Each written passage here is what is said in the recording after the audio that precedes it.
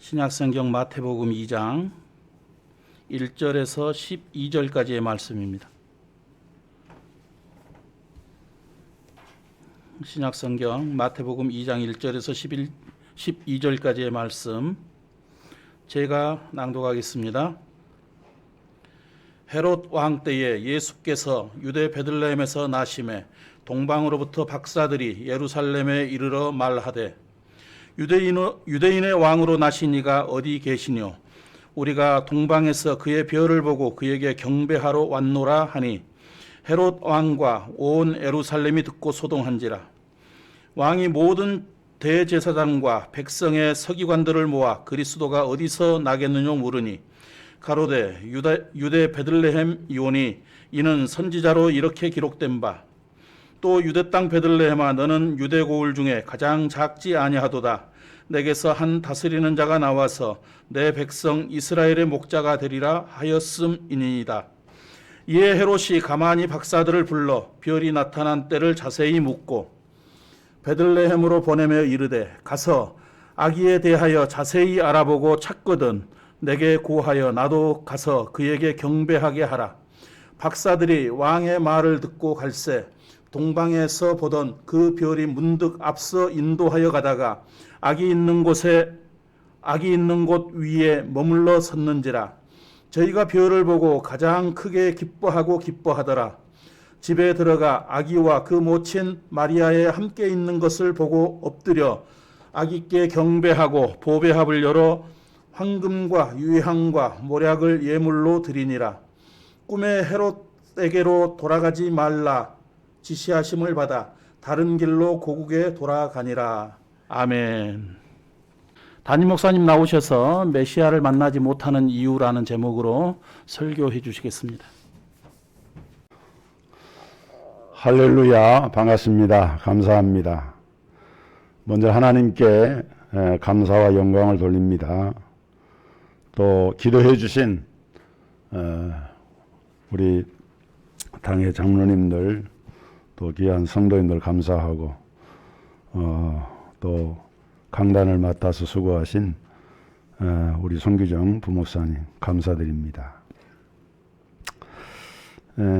제가 지난 12월 6일 날 입원해가지고 8일 날 수술을 받고 9일 만인 17일 금요일 날 어제 그제죠 퇴원을 했습니다. 지난 8월 달에 8월 18일 날 방광암 수술을 받았고 또 그때 신장에도 물풍선이 있어가지고 그때 같이 수술을 받았어요. 그때 수술 받고 석 달 좀 넘어서 넉 달이 안 된 이번에 다시 이렇게 또 큰 수술을 받게 돼서 제 자신도 굉장히 기도했지만 염려가 되고 과연 회복을 해서 내가 강단에 서서 주일날 말씀을 전할 수 있을 것인가. 12월 6일 날 제가 입원하는 날 아침에 월요일이죠. 제가 평생 처음으로 유언장을 썼습니다. A4 용지 석 장에다가 간략하게 생명은 하나님께서 간 것이지만은 우리가 미리 예단할 수 없는 일이고 그래서 유언장을 쓰고 입원을 해서 감사하게도 수술이 잘 됐어요. 수술이 잘 돼서 수술 다음날 이렇게 몸 컨디션도 많이 좋고 이렇게 했는데 수요일날 수술을 받고 수술 결과가 좋았지만은 금요일날부터 좀 문제가 생겨가지고 호흡이 가빠지고 굉장히 그 고통을 당하게 됐습니다. 나중에는 이제 응급처치실로 가가지고 긴급 거의 수술 수준에 준하는 그런 조처를 했는데 그게 뭔가 하면은 그 수술한 부위에 연결된 고무호스 체외로 이제 그 체액을 이렇게 수술한 여러 가지 이런 그 물질을 바꿔내 보내는 그게 이제 구멍이 막혀 가지고 기능을 못 하는데 이 의료진들이 그거를 제대로 조치를 못한 것 같아요. 이런 경우가 의료 사고에 해당이 될 수가 있는데 딱히 뭐 의료 사고다 이렇게 말하기는 어렵고 어떻게 그렇게 좀 짐작이 되어지나. 그 어쨌든 그래가지고 토요일 날 되니까 제가 거의 막 숨이 막히는 그런 상황이 돼가지고 응급조치를 해가지고 그 체외로 배출되는 고무호스를 다른 걸로 교체를 하고 그걸 이제 뚫어서 이렇게 진행하는 과정에서 사실 그 본 수술할 때는 전신 마취가 되니까 뭐 통증 같은 건 없거든요. 근데 이제 수술 마치고 나서 회복 시간에는 이렇게 좀 통증을 이제 해서 이렇게 하지만은 그 수술 자체에는 큰 통증이 없었는데 그 토요일 날 이렇게 응급조치를 하는 과정에서 이제 국소 마취를 하고 마취를 3방 주사를 맞고 하는데도 숨이 턱턱 막히면서 까무러칠 정도로 한 10분에서 15분 정도 그 시간이 있었는데 어쨌든 다행스럽게 그 응급조치를 통해서 점차 이제 회복이 되어져서 원래 계획은 수술 후에 5일이나 7일 입원하면은 퇴원할 수 있다 그랬는데 9일 동안 입원을 하고 그래서 이제 퇴원을 하게 됐습니다. 참 저희 부부가 같이 이번에 이제 사모가 간병을 하면서 있었는데 날마다 예배를 드렸어요. 뭐 당연한 것이지만은 의식할 것밖에는 주님밖에 없잖아요. 그래서 병상에서 뭐 소리를 못 냅니다. 둘이서 그냥 정담하는 것처럼 소곤소곤 이렇게 얘기하면서 기도하고 신앙 고백하고 성경 한 장 읽고 그러고 이제 기도하고 그러면서 예배를 드리는데 제가 그때 느낀 것은 뭐 목사로서 평생 살아오면서 또 제 믿음의 고백이기도 하지만은 정말 하나님 앞에 우리가 믿음을 가진다고 하는 것이 얼마나 중요한가. 제가 늘 말씀했잖아요. 살고 죽는 건 하나님께 달려 있는 것이고 살아있는 동안에 주의를 하다가 주님 부르시면은 우리가 아멘 주에서 내 영혼을 주님께 맡깁니다. 그리고 이제 부탁하고 하나님 나라 가는 것이 우리 인생인데 그런 이제 순간순간 고통이 임하고 어려움이 임할 때 참 여러 가지 감정들도 생기고 그런 과정에서 그때마다 저를 붙잡아 준 것은 하나님의 말씀 그 언약을 붙잡는 믿음이었고 예수 그리스도가 내 안에 거하신다고 하는 그런 믿음의 확신이었습니다. 오늘 성탄절을 앞두고 있는 주일인데 이 성탄절의 처음 성탄, 예수님이 처음 이 땅에 오셨던 그 성탄, 그때 보면은 예수님의 탄생을 기뻐하고 즐거워하고 찬양을 드리고 경배를 드리고 예물을 드리고 이런 사람이 있었는가 하면은 정말 하나님을 예배할 수 있는 성탄의 주님을 영접할 수 있는 절호의 기회가 주어졌지만은 그 기회를 살리지 못하고 주님을 외면하고 영접하지 아니하고 참 어떻게 보면 불쌍한 영혼들이죠. 근데 그것은 그 첫 성탄에만 그런 것이 아니라 인류 역사를 통해서 지금도 계속해서 이런 패턴은 계속되고 있고 지금도 마찬가지예요. 지금도 사람들은 성탄에 주님을 영접하고 기뻐하고 소망 가운데 살면서 하나님께 영광 돌리는 그런 성도들이 있는가 하면은 믿음 없이 살아가는 사람들, 정말 아기 예수님이 동정녀 탄생을 통해서 이 땅에 오셨는지, 그분이 나의 메시아인지 그리스도인지 믿지를 못하고 방황하는 영혼들이 얼마나 많은가. 자, 그래서 오늘 이 역사적 성탄 사건이 일어난 그때에 메시아를 만나지 못한 사람은 누구이고 또 왜 그들은 메시아를 만나지 못했는가 하는 것을 살펴보면서 말씀의 은혜를 나누고자 합니다. 제가 몸 상태가 적어도 한 달 정도는 이제 요양이 돼야 좀 회복이 된다고 병원에서 얘기를 하는데 이제 11일 됐습니다. 수술한 지 딱 11일 됐어요. 오늘 보니까. 그래서 그런 이제 워낙 하나의 은혜를 주셔서 체력은 뭐 크게 저거하지 않는데 이 숨 쉴 때 호흡할 때 찬양을 하거나 할 때 이렇게 좀 기침이 나고 헛기침이 나고 가래나 객담 같은 거 일어나는 건 아닌데 기침이 좀 이렇게 나요. 그래서 아마 요거는 저 시간이 지나면은 좀 완화가 되리라고 이게 생각을 합니다. 설교하는 동안 좀 불편하시겠지만은 양해를 해주시고 제가 어쨌든 말씀을 잠깐 전하려고 합니다. 첫째로 메시아를 만나지 못하는 첫 번째 이유는 이 헛된 권력, 이 세속의 권력에 붙잡히게 되면은 결코 메시아를 만날 수가 없다. 예수님 당시 유대인의 왕은 헤롯입니다. 이 헤롯은 유대인의 왕이라고 유대인 나라의 왕이라고 불려진 사람이지만 사실은 헤롯은 혈통적으로 보면 유대인이 아니에요. 사마리아 계통의 사람입니다.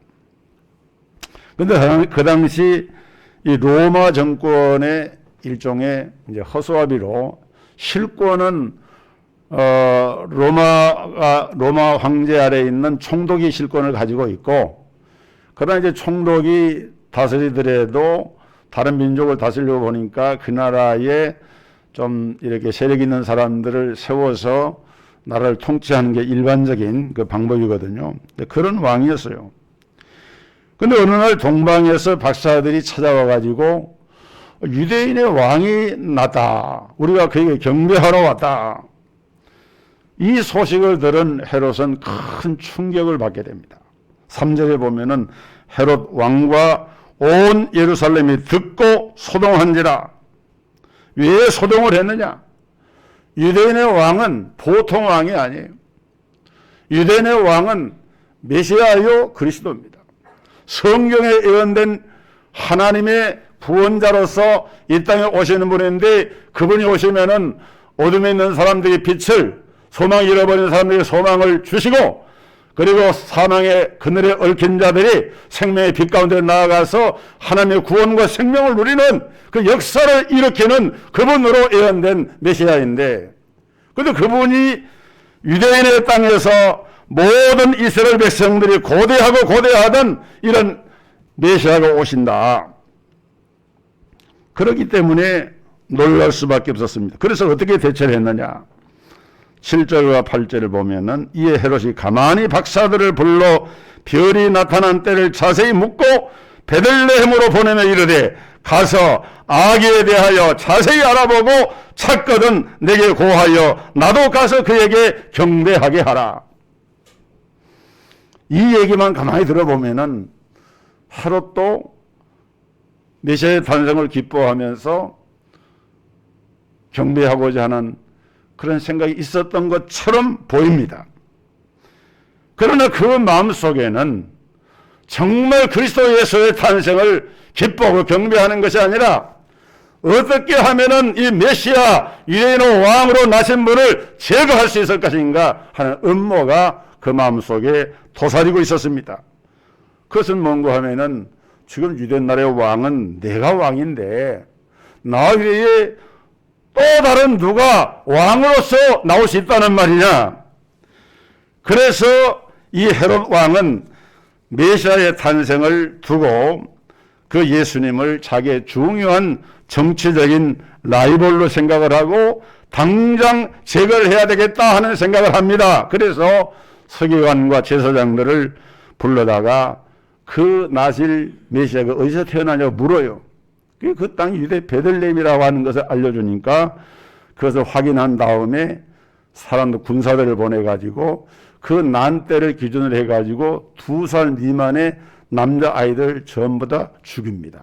엄청난 박해랑. 이것이 바로 타락한 세상 권세의 마음을 두고 있는 헤롯과 같은 인간의 마음입니다. 근데 우리가 여기서 주목할 것은 사람은 정도의 차이는 있지만은 누구나가 다 자기를 자기 삶의 왕으로 삼고 싶어요. 내가 왕이다. 내가 주인공이다. 내가 역사 현장의 주관자다. 여러분, 이러한 자세는 결코 성공하는 삶의 자세가 아니고 복받을 삶의 자세도 아닙니다. 주님을 주인으로 모셔드리고 그분에게 내 삶의 왕권을 완전히 드리면서 자기 자신을 비워드릴 때에 비로소 우리 인생은 보람 있는 삶을 살 수가 있게 되고 성공하는 삶을 살 수가 있습니다. 오늘 많은 사람들이 왜 교회 출석에서 하나님을 예배하기를 거절하고 있는가? 그것은 그 이유가 다른 데 있는 것이 아니라 그 헤롯이 가지고 있는 내가 왕이다. 자기의 주도권, 자기 삶의 그 주도권을 나 외에 다른 누구에게도 빼앗기지 않겠다라고 하는 이 헤롯의 의식, 좀 이렇게 부지편 헤로디즘이라고 그럴까요? 헤롯의 마음은 내가 왕인데 누가 왕을, 나 아닌 누구를 왕으로 세울 수가 있느냐, 이것을 거절하는 마음인데, 이런 속사정의 심리가 타락한, 범죄한 우리 인간의 마음 속에는 그것이 그 뿌리 안에 깊이 자리를 잡고 있다는 거예요. 싫어합니다. 내가 왕인데 왜 남을 왕으로 섬기느냐. 여러분, 신앙생활하고 교회를 다니다가 안 다니는 사람 중에는 그런 사람도 있어요. 자기가 섬김을 받지를 못하고 남을 섬기는 것은 미련한 짓이고 어리석은 짓이다, 이렇게 생각하는 사람도 있습니다. 다른 사람들이 자기를 칭찬해주고 인정해주고 높여주고 왕처럼 떠받들어주면 신앙생활은 재미가 있겠는데, 가서 보니까 그렇지 못하거든요. 그런 사람들은 이것이 무너지면 상처를 받습니다. 교회를 떠납니다. 내가 왕인데 자기에게 섬기는 자가 되어져야 되는데 내가 섬기려고 하니까 그 의식이 없는 거예요. 이런 사람들이 떠나면서 하는 말이 이 교회는 사랑이 없네, 뭐가 없네, 이렇게 얘기를 하는 거예요. 이것은 바로 교회 나오는 목적이 자기 의를 만족하고 왕대접을 받아야만 내가 만족할 수 있다. 신앙생활 한 것 같은데, 예수 믿는 것 같은데 아직도 자기 안에 있는 내 자아가 죽어지지 않고 이런 교만과 자기의식과 자기 왕대접을 받고자 하는 그런 의식이 내 마음속에 있을 때에 이런 사람은 결코 주님의 제자로서, 하나님의 자녀로서 이 이기심이 자리 잡고 있는 한은 메시아를 영접할 수가 없는 것입니다. 바라기는 성탄절을 앞두고 우리 동석교회 성도들은 예수님을 여러분 마음의 중심에 왕으로 인정하고 모셔드리고 높여드리는 이런 복된 성도 되기를 주의 이름으로 축복합니다. 그것이 우리 믿음이에요. 두 번째, 행함이 없는 믿음이 메시아를 만나지 못하게 합니다. 그 당시 예수님 탄생했을 때 유대에는 유대 종교가 있었고 유대 종교 지도자들인 대제사장이나 서기관들은 이 사람들은 하나님을 자기들 나름대로는 잘 섬긴다고 생각하는 사람들이었습니다. 너무도 잘 알고 있었습니다. 4절에 보니까 왕이 헤롯이 모든 대제사장과 백성의 서기관들을 모아 그리스도가 어디서 나겠느냐 물으니 조금도 시간도 지체하지 않고 이르되 유대 베들레헴 이온이 이런 선지자로 이렇게 기록된 바 또 유대 땅 베들레헴아 너는 유대 고을 중에서 가장 작지 아니하도다. 네게서 한 다스리는 자가 나와서 내 백성 이스라엘의 목자가 되리라 하였음이니이다. 이 말씀을 보면은 그때 대제사장이나 서기관들은 아주 성경을 정확하게 알고 있었어요. 메시아는 틀림없이 우리 유대 땅 저 베들레헴에서 탄생하신다, 이것을 알고 있었고 그들은 그 사실을 조금도 주저없이 말할 수가 있었습니다. 그러나 그들은 그들이 알고 있는 메시아 탄생의 장소에 대한 이런 지식에 더하여서 그 메시아를 경배하고자 하는 행함의 믿음이 없었습니다. 뭘 보면 알 수 있느냐? 사실 예루살렘에서 베들레헴까지는 거리가 멀지가 않아요. 한 10리 정도밖에 안 되는 그 예루살렘 도성에 가까운 데 있는 촌입니다. 그러니까 자기들도 정말 메시아에 대한 소망과 기대를 가지면 즉각 가서 경배하고 예배를 드려야 하는데, 우리가 마태, 마가, 누가, 요한 사복음서의 예수님 탄생 기사를 어느 것을 다 읽어봐도 이 사람들이 와서 예수님의 탄생을 경배했다는 기록을 볼 수가 없어요. 이것이 바로 그들이 메시아 주님을 영접하지 않은 사실을 보여주는데, 그 이유는 어디 있느냐? 이들은 알기는 알았지만은 그 메시아를, 그 주님을 내 마음속에 진정한 주님으로 영접하고 그분을 경배하고자 하는 그런 믿음이 없었던 것입니다. 여러분, 우리 예수님이 구주가 되시고 우리 하나님이 살아계시고 또 하나님께서 독생자를 세상에 보내셔서 구원의 구속의 역사를 이루셨다고 하는 이 사실을 아무리 지식적으로 안다고 할지라도, 여러분, 신앙이라고 하는 것은 내가 무엇을 아는 그것을 머리로 이해하고 지식으로 그것을 깨달았다 하는 그것이 믿음이 아니에요. 반드시 우리의 손과 발이 따라가야 돼요. 우리 손품을 풀고 우리의 발품을 풀어서 정말 그 주님을 경배하기 위해서 찾아가서 엎드려서 경배하고 그 손으로 섬기고 봉사하는 그 믿음의 행함이 있을 때 그 믿음이 진정한 하나님 보시기에 아름다운 믿음이 되는 거예요. 오늘 우리가 성탄을 온전히 받아들이지 못한 이 서기관과 제사장들을 탓할 것이 아니라, 만일 성경의 모든 예언이 다 성취되었는데 재림하실 예수님에 대한 성경 예언은 아직 성취가 되지 않았죠. 만일 주님이 오늘 오신다면, 오늘이라도 우리 예수님이 이 땅에 오신다면 나는 그 주님을 영접할 수 있는, 정말 주님을 내 마음의 중심에 모셔드릴 수 있는 그런 믿음을 내가 지금 준비하고 있는가? 예수님을 온전히 영접하고 믿음으로 거룩한 삶을 살아야 하고, 그리고 아직도 예수님을 알지 못하고 믿지 못하는 내 자녀, 혈육, 친척, 정말 복음을 모르는 그런 사람들에게 내가 복음을 전해서 그들도 함께 구원에 이르도록 해야 할 그런 책무와 책임이 우리 그리스도인에게 주어져 있는데, 그것을 내가 정말 마음속에 기도하면서 실천하고 실행을 하고 있는가? 성탄절에 우리가 주님 앞에 드릴 선물은 바로 이러한 행함이 있는 믿음입니다. 야고보 2장 19절에 보면은 네가 하나님은 한 분이신 줄을 믿느냐 잘하는도다. 귀신들도 믿고 떠느니라. 야고보 사도가 그랬어요. 야고보 서는 행함을 강조하는 서신이죠. 그래서 마르틴 루터 같은 개혁자는 야고보 서신을 가리켜서 지푸라기 서신이다 폄하를 했지만은, 종교 개혁자들이나 뛰어난 이런 지도자들도 어떤 것을 강조하다 보면은 어떤 부분을 소홀히 하는 면이 있는데, 이것은 루터가 한 말이라 할지라도 바른 말이 아니에요. 성경은 우리의 손이라고 하는 것이 손등과 손바닥이 있잖아요. 같은 하나예요.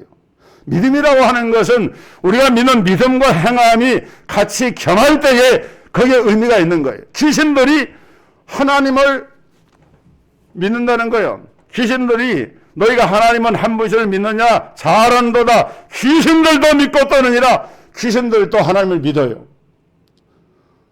창조주 하나님, 구속주 하나님, 그 하나님의 두려운 심판주 하나님인 것을 귀신은 믿고 떨면서 성경에도 보면은 귀신들이 예수님이나 권세 있는 주의 사도들이 움직이면은 다 그걸 제지하려고 발언한 그런 거 장면 볼 수 있잖아요. 왜? 아니까.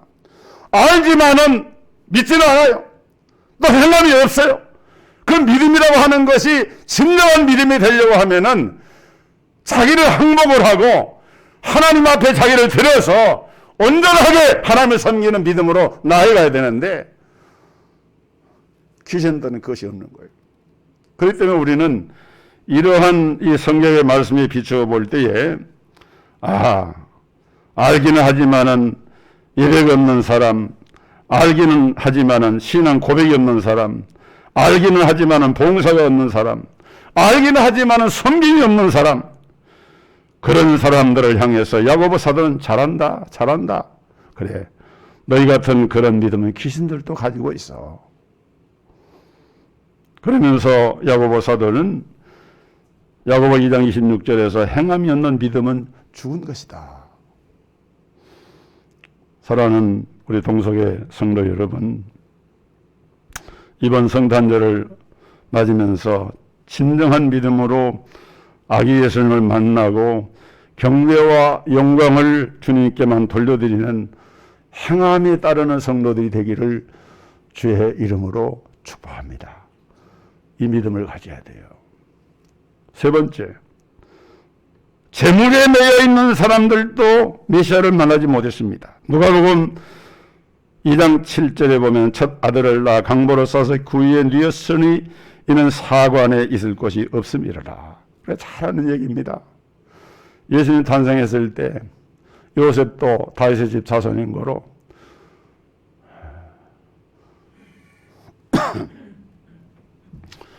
그 로마 총독 가이사랴가 천하로다 호적하라 명을 내릴 때 요셉은 자기 본 동네가 다윗의 후손이니까 다윗이 원래 베들레헴 사람이잖아요. 자기 본 동네 가서 호적하러 간 거예요. 그런데 이미 마리아는 임신해서 이제 출산이 임박한 그런 상태인데 그 시골에 있는 무슨 여관집이라고 하는 게 뭐 얼마나 큰 여관집이겠습니까?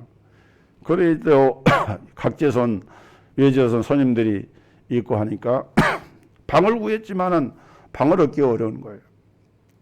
아마 어쩌면은 그래도 그 당시에 여관집을 경영을 하고 한 사업체니까 대단한 사업가죠.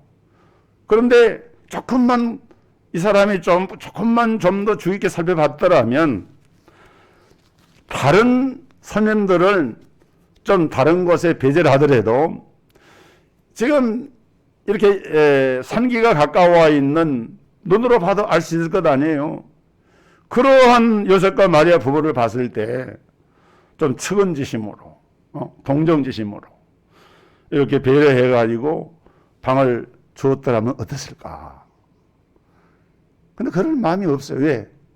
요셉과 마리아가 그 요셉은 가난한 그 목소리를 하면서 뭐 집안에 나사렛 동네에서 가난하게 사는 사람들인데 고향에 오랜만에 왔지만은 뭐 돈푼도 없어 보이고 뭐 팁이라도 줄만 하면 좋은데 그런 것도 없어 보이고 그러니까 가볍게 생각을 해요. 눈앞에 보이는 이익을 생각을 해요.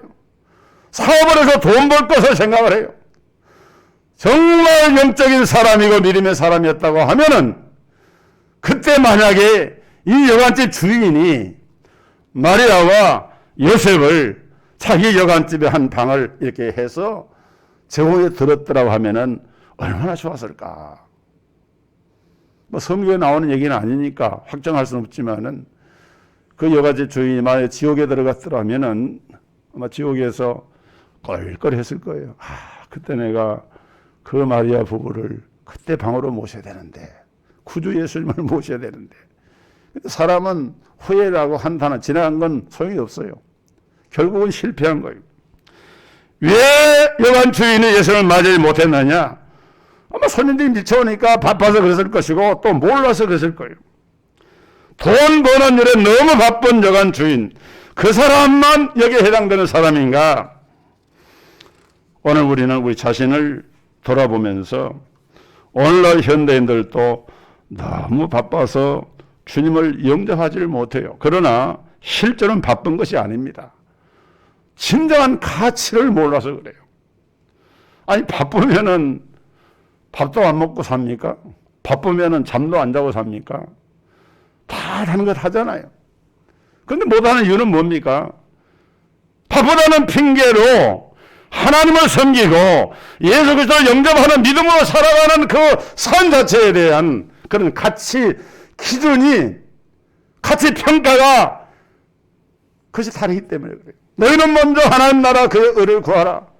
그러면 이 모든 것을 너희에게 더하시리라. 하나님의 약속인데 이것을 믿고 확신한다고 하면은 이렇게 맡겨야죠.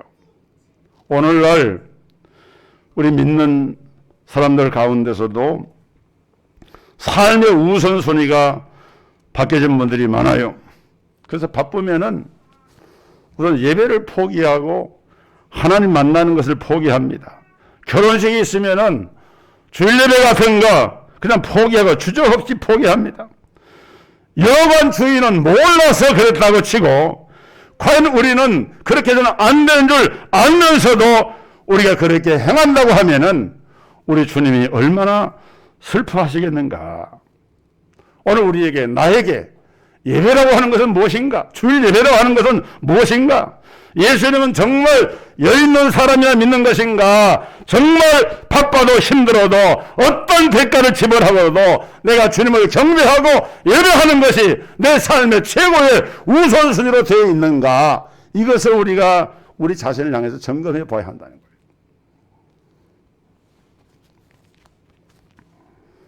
오늘 여러분의 마음에, 여러분의 가정에, 여러분 삶의 일터의 중심에 예수 그리스도를 모셔야 됩니다. 세상 권력 때문에 아기에서 탄생을 영접하지 못했던 헤롯, 또 행함이 없는, 알긴 알았지만 행함에 따르지 않았던 유대 종교 지도자들, 그리고 하루하루 사는 삶의 그 현장, 돈벌이, 여기에 급급해서 정말 우리가 하나님께 드려야 할 주님을 영접하는 그 믿음을 저버렸던 여관집 주인, 타산지석을 삼고, 우리 동석교회 모든 성도들은 이 코로나 팬데믹에 또 더 엄중해진 이 상황 속에서 정말 진정한 성탄의 주님을 영접하고 이 성탄의 기쁨을 크게 누리고 하나님께 영광을 돌리시기를 주의 이름으로 축복합니다. 기도하겠습니다. 하나님, 우리 아버지의 은혜와 크신 사랑을 감사드립니다. 우리 동석교회와 우리 모든 성도들, 정말 헤롯처럼, 유대 종교 지도자들처럼, 또 여가지 주인처럼 절호의 기회를 놓쳐버리고 후회하고 탄식하는 인생이 아니라 우리 주 예수 그리스도를 마음의 중심에 모시고 우리 가정과 우리 모든 삶의 현장에서 주님과 임마누엘로 동행하며 진정한 성탄의 기쁨과 복을 누리는 복된 성도들이 다 되게 하여 주옵소서. 예수님의 이름으로 기도하옵나이다. 아멘.